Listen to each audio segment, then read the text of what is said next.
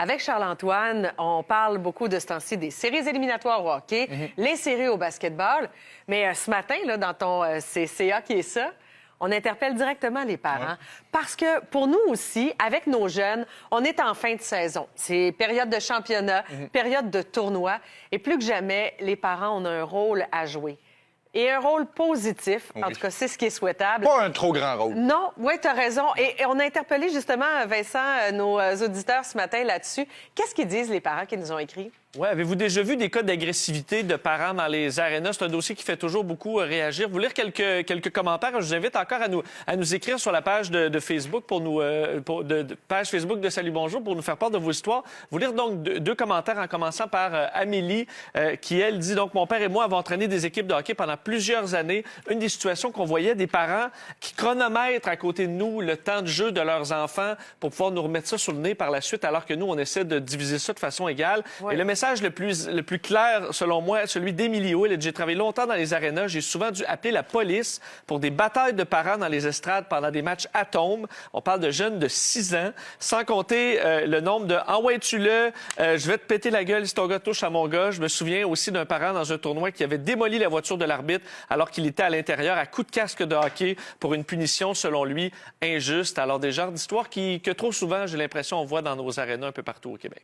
Merci, Vincent. Épouvantable d'entendre ça. Et avant de me prononcer sur le sujet, je vous propose d'écouter ce segment audio qui est diffusé lors des championnats provinciaux. C'est un message d'Hockey Québec qui s'adresse aux parents. On est rendu là.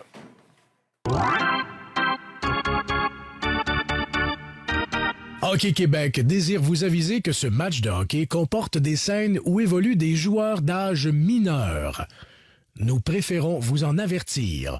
Le jugement des parents est conseillé. Faut dire ça maintenant. Le jugement des parents est conseillé. Calmez-vous, c'est un jeu. C'est ça que tu veux On a dire ce matin. atteint des sommets démesurés. Dans les dernières années, il y a un arbitre qui est mort au Massachusetts suite à la violence d'un père qui trouvait son jugement inégal. Il est mort. En Outaouais, il y a 4 ans, on a installé des caméras de surveillance dans les arénas pour éviter du débordement. Il y a 2 semaines, au Manitoba, on a interdit la présence à l'aréna de 2 parents d'un petit gars de 8 ans. On leur a interdit leur présence pour 3 ans parce qu'ils s'étaient battus pendant un match de hockey de leur garçon de 8 ans. C'est complètement fou. Et là, vous allez me dire, c'est peut-être des cas isolés. Là, je vous parle de l'extrême, je généralise. Mais c'est pas nécessairement juste des cas de violence physique.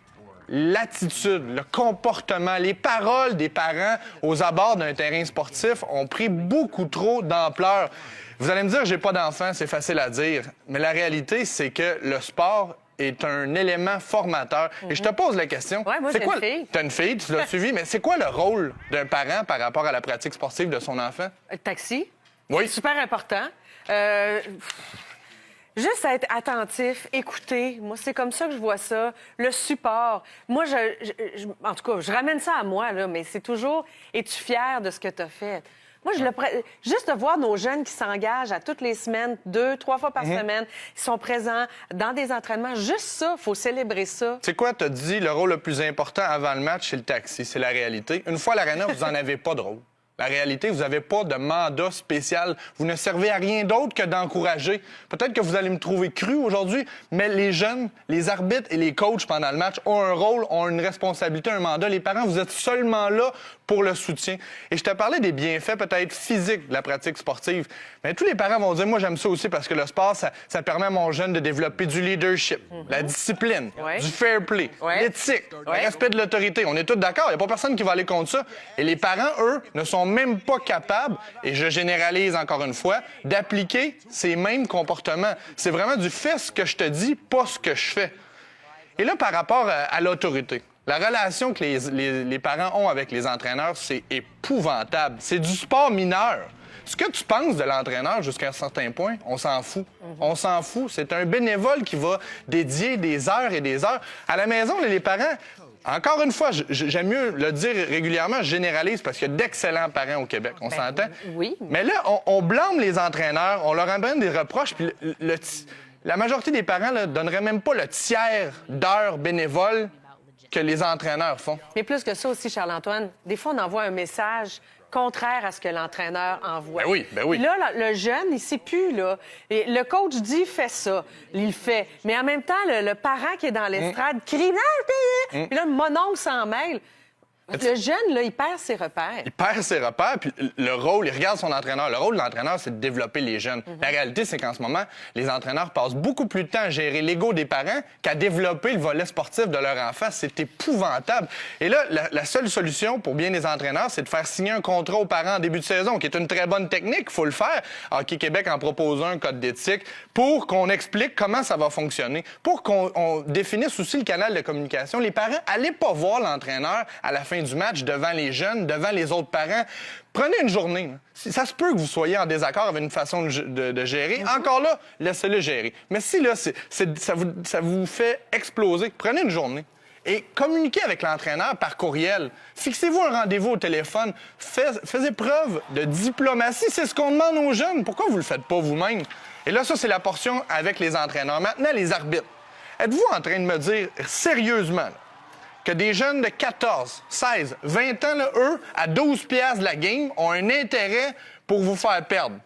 Les arbitres, ça. Les arbitres, là. Hey, non. Tu sais, 12 piastres de l'heure, c'est pas loin du bénévolat. C'est un jeune qui est déjà assez stressé d'être devant une foule. Là, en plus de tout ça, vous pensez que lui, là, a un intérêt profond à donner une pénalité à votre jeune, à faire perdre votre équipe, ça n'a pas de bon sens. Puis là-dessus, justement, là, si votre enfant a un petit peu de difficulté, si son équipe connaît pas une bonne saison, connaît pas un bon match, c'est pas un signe que vous êtes des mauvais parents. Là. Ouais. Faites pas le lien entre une mauvaise performance de votre jeune et une mauvaise... Souvent, les parents là, le prennent tellement personnel. C'est votre enfant, il est là pour faire du sport, vous êtes là pour l'encourager. Ça se termine là. Tu sais, let's go Cougar, par exemple. Ouais. Ça, c'est le fun d'entendre ça.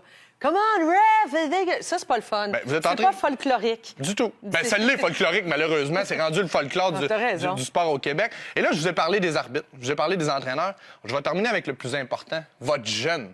Votre jeune. Souvent, là, votre jeune fait du sport un peu à cause de vous. Il veut partager une passion. Il veut passer du temps de qualité avec vous. Et là, vous, là, dans votre 30 minutes d'auto, tu sais, le fameux lift, retour à la maison. en 30 minutes, là, Ouais. vous pouvez scraper sa journée. Vous êtes là pour le laisser parler. Posez-lui des questions. Écoutez-le. Essayez de discuter. Puis c'est pas tout le temps facile de faire parler les enfants, j'en conviens. Mais il faut que ce soit positif. À partir du moment que vous le critiquez, que vous le coachez une deuxième fois, vous êtes en train de gâcher sa journée. On fait du sport pour en retirer du positif et vous autres, vous gâchez ça en 30 minutes en retournant à la maison. Votre enfant, c'est pas Sidney Crosby. Votre enfant, c'est pas Sidney Crosby. Et si jamais il se rend à la LNH, c'est pas à cause de votre critique. C'est pas à cause de votre coaching de voiture, c'est à cause de votre soutien, c'est à cause de votre encouragement. Vous êtes là simplement pour ça. Et c'est rendu, et c'est sûr que les parents à la maison l'ont vu ça, c'est rendu là qu'on met des règlements aux abords des arénas et aux abords des terrains sportifs pour les parents. On met N'oubliez des pas, règlements pour les parents. c'est un jeu, ce sont des enfants, les entraîneurs sont des éducateurs, les arbitres sont humains. Ce n'est pas la Coupe du monde. C'est un match de petits bouts de chou. Chacun Puis on son bouge, rôle. puis on s'amuse. Vous êtes en train de former les citoyens de demain. Vous avez un rôle clé, mais un rôle effacé. C'est efficace, ça, comme message ce matin, Allez vous Charles-Antoine? calmer, là.